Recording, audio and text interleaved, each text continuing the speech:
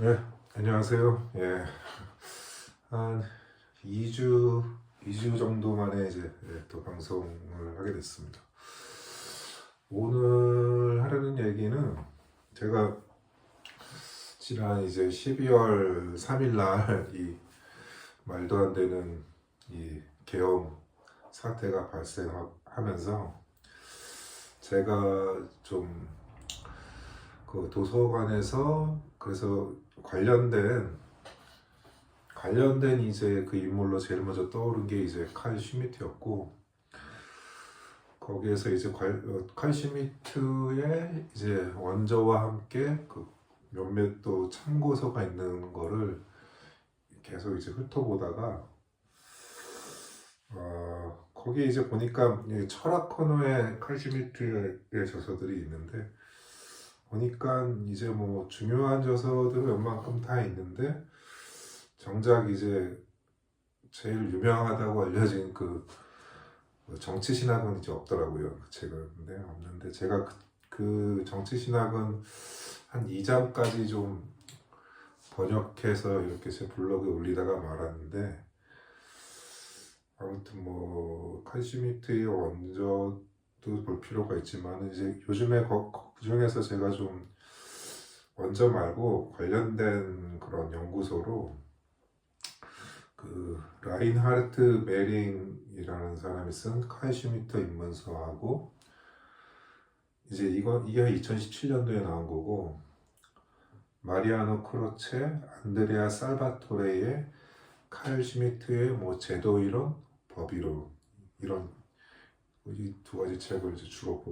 보면서 정리를 하고 있습니다. 그래서 왜 이제 칼 슈미트가 이제 이런 한국에 이런 내란 사태가 일어났을 때 떠올랐냐 하면은, 이제 그 계엄 상황이 이제 한 2시간 반 정도 일어났잖아요. 근데 이제 계엄을 선포하는 거는 이제 비상 상황, 예외 상황을 이렇게 또 선포를 하는 건데, 이제 그런 거에 대한 상당한 근거들이 이제 칼 슈미트에게서 이렇게 좀 빌려온 그런 측면이 많기 때문에, 그 순간적으로 거기에 대한 칼 슈미트의 이제 예외 이론, 예외 상황이 떠오를 수밖에 없었고, 제 블로그도 보니까 그날 이후로 이제 칼 슈미트 관련된 그 이제 조회가 좀 많이 들어오는 걸로 이렇게 보이더라고요. 사실 보면은 법 이론이라는 게 사실 법은 사실 상당히 뭐 실용적이고 실무적인 그런 이제 분야라서, 사실 뭐 정치 사상이나 뭐 이런 것들이 영향을 주지, 법 자체에는 거기에 대한 관련된 문헌들이 그렇게 좀 텍스트 지형이 그렇게 폭넓지 않다고 보여지더라고요. 근데 사실 뭐 사회학이나 정치학이나 철학에서는 사실 법과 관련된 그런 내용을 사실 주입시켜 이렇게 좀 그런 것들을, 그런 자료를 제공해주는 원천은 사실 법 밖에 있다고 이렇게 좀 보여지는 게 있고요. 저도 그래서 여기 이제 대학 도서관에서 한번 이게 법학 쪽에서는 어느 정도 이런 관련된 이제 자료들이 있나 해서, 제가 이제 다니는 도서관이 이제 마버르크 대학 도서관인데요. 어제는 법학 코너에 가봤는데, 모르겠어요. 제가 뭐 그쪽 분야를 잘 몰라서 그런 건지도 모르겠는데, 법학 그 코너에 책들이 너무 없더라고요. 그러니까 그 실무적인 이제 법전이나 이런 것도 사실 뭐 그런 거는 사실 뭐 계속 이제 업데이트 되니까 그렇게 사실 그런 거를 많이 이렇게 갖다 놓을 필요가 없을지도 몰라도, 다른 이제 뭐 역사는 엄청나게 또 책들이 많고, 거기에 비해서 정말 그 법학 그 도서의 수준이, 도서 그 책 분량이 마을 도서관에 마을 도서관 수준도 안 될 만큼 그렇게 좀 책이 없는 걸 보면서 확실히 이제 법이 어떻게 이제 이 사회에서 정당성을 발휘하는지에 대한 그 논거들은 법 자체로는 이렇게 나올 수가 없는 걸로 이렇게 생각이 들고 그런 문제의식이 카이 슈미트가 갖고 있었던 그런 이제 법에 대한 그 정당성을 확보하려고 하는 그런 것들도 이제 그런 데서 비롯된, 왜냐하면 법 자체로는 이제 법 자체가 어떻게 정당성을 확보하냐 이런 거에 대해서는 이제 거기에 대한 비판의 논거로 삼았던 게 이제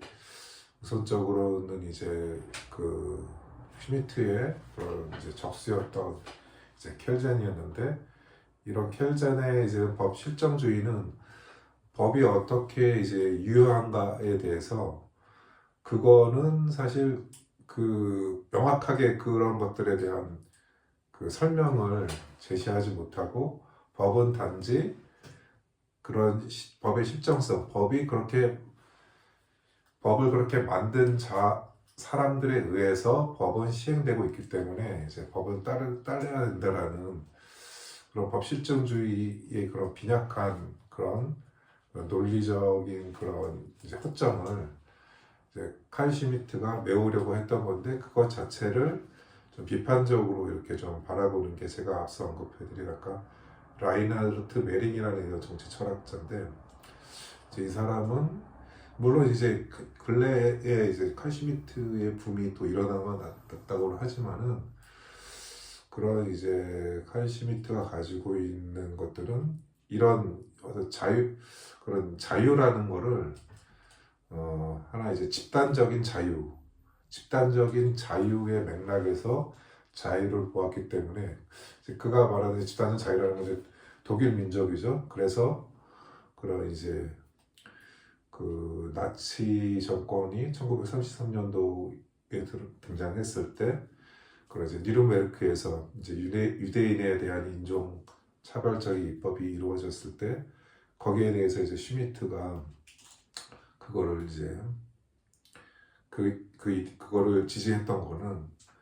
그런 집단의 자유에 근거해서 다른 민족의 자유는 보지 않는